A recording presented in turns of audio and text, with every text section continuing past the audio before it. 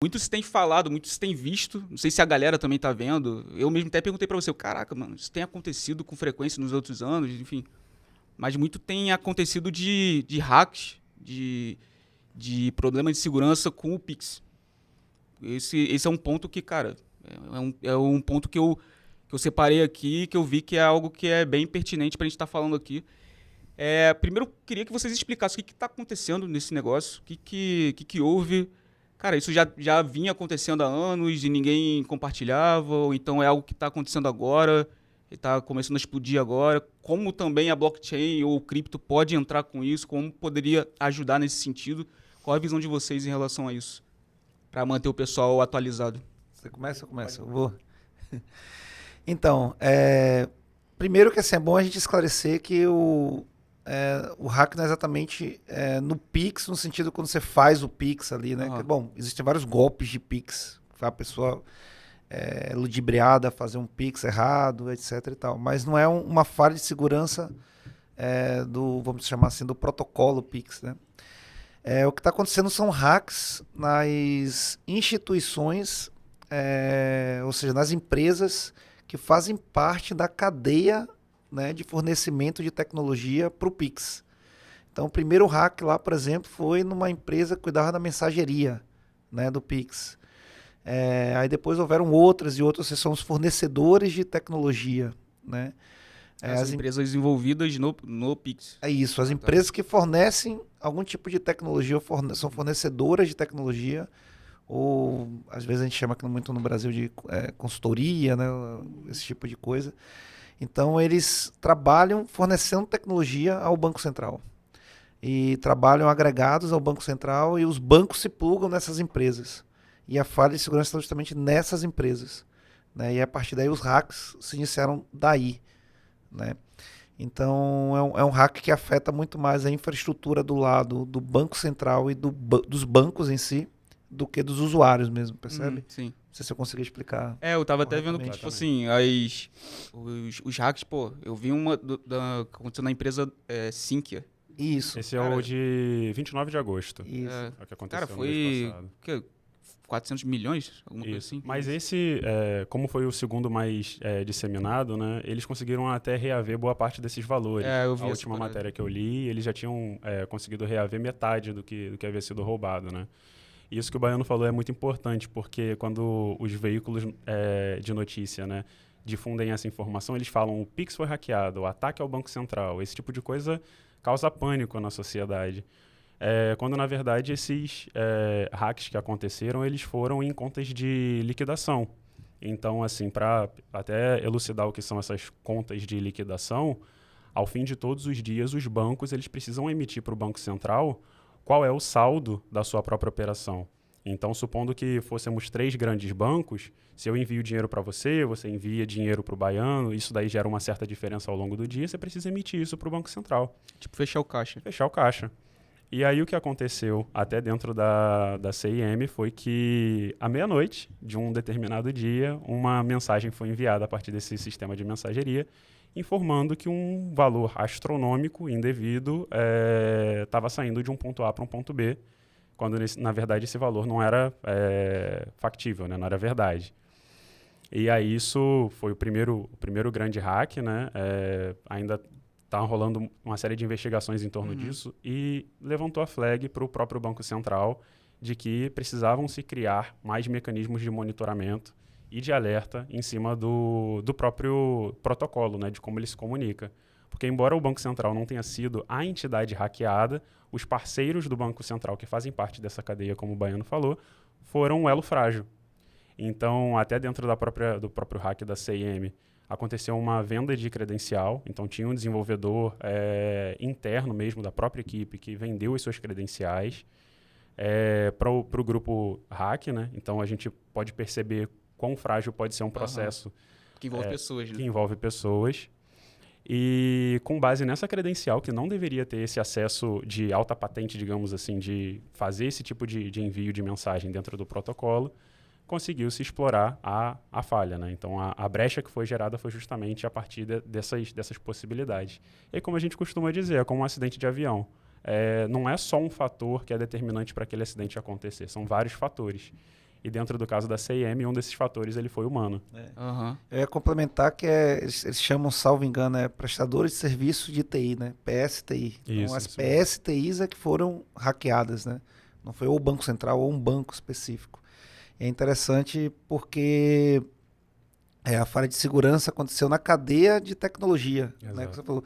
E o elo mais fraco, para variar, nós, né? Uhum. Seres humanos, né? Onde hackearam, na verdade, ele vendeu a credencial dele, mas aí eu também entendo que, como você comentou, houve uma série de falhas. Igual quando um avião cai, como você comentou, acho que é um exemplo perfeito.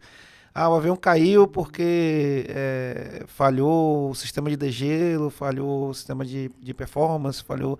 É uma série de falhas para poder fazer, né, fazer com que um avião caia do céu. Não é fácil, né, na verdade, derrubar um avião. Assim como não é fácil hackear uma empresa, hackear um sistema desse.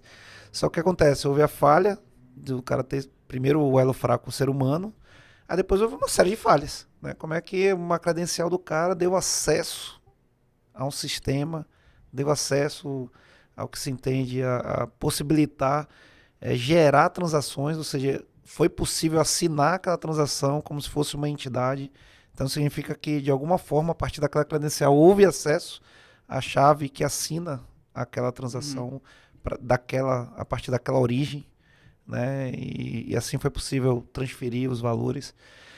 E eu acho que o legal disso tudo, puxando agora para o nosso lado, é que a partir daí, né, no Brasil, percebeu-se que a parte descentralizada, a parte de blockchain, a parte cripto, é que poderia ser, na verdade, ao invés de, como sempre foi falado, do vilão, passou a ser o mocinho. Sim. Porque ao tentar... Porque como é que o cara hackeou lá 18... O primeiro Pix acho que foi 18 milhões, eu não lembro agora o valor exato. Mas foi 18 milhões à meia-noite foi quando começou. Que foi o que, né, disparou a flag. 18 milhões. Um troquinho de pão, né? Troquinho de pão, né? Aí 18 milhões, aí você vai ali no banco sacar 18 milhões, não tem como, né? Como é que você vai fazer? Então, como é que você... Mesmo que você mande para a conta de laranja, como foi feito, como aconteceu, mas você vai fazer o que com isso? Né? Como é que você dá o exit, né? Como a gente fala o termo técnico, né? Como é que você dá a saída ali, né?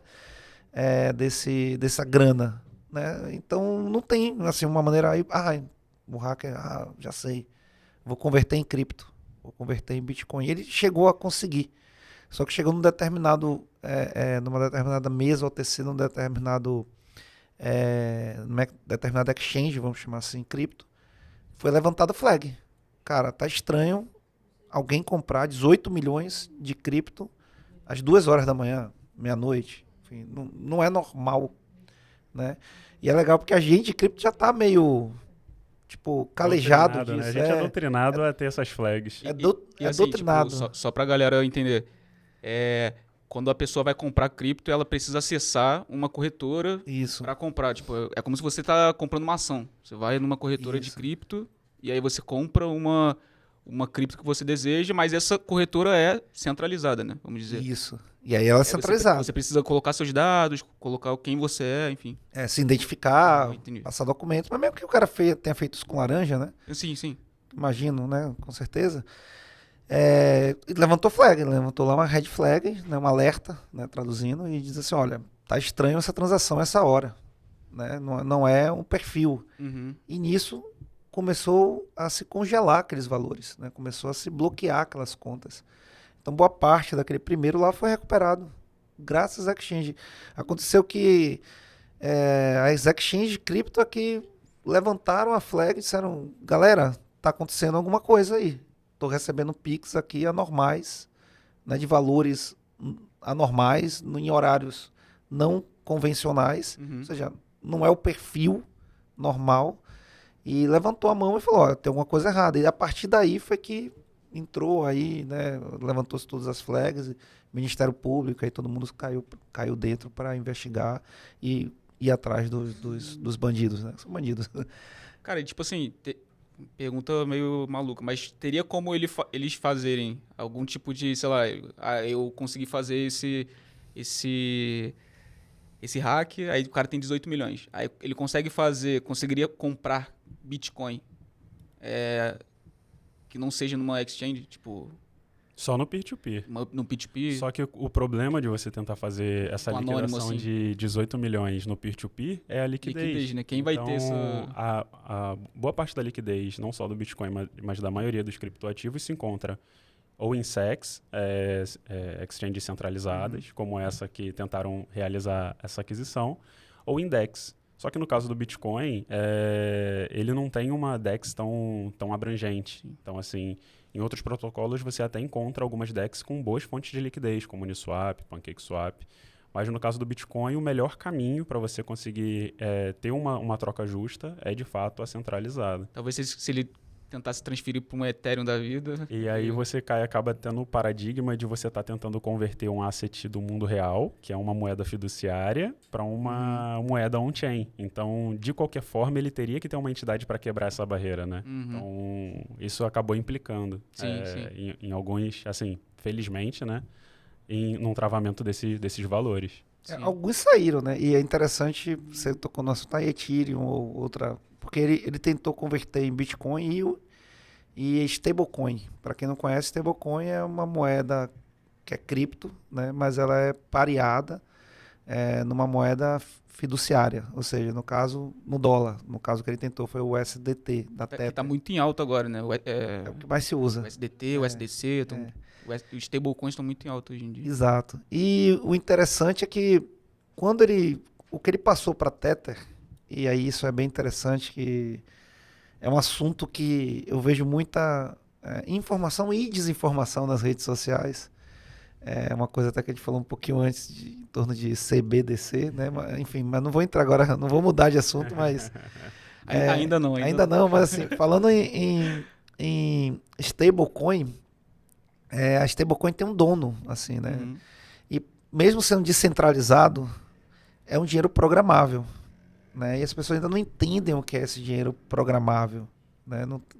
E cria-se muita informação e desinformação em torno disso. E o interessante o que foi para o USDT, a Tether conseguiu bloquear lá na rede Tron, porque é possível, é um smart contract, né, que emite a moeda. Então, o smart contract significa um contrato inteligente, então tem um código. Então, aquele dinheiro está atrelado a um código, a algo que vai rodar, algo que vai ter uma lógica, né?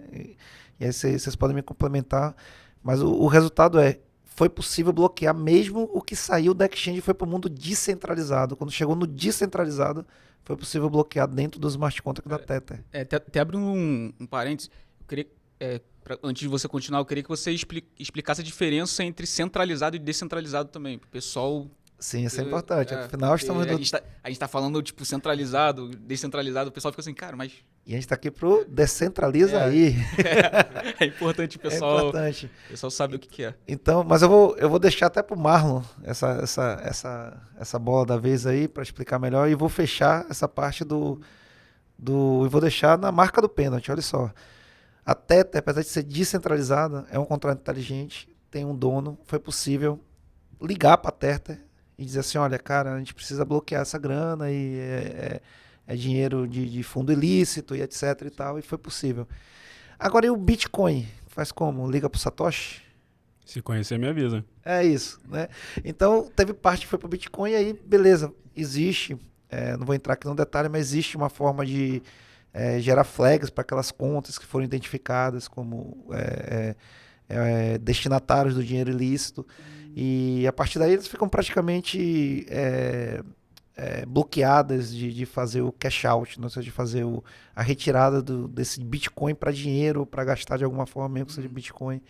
Ele vai ter que se virar de alguma forma um pouco mais rebuscada, refinada,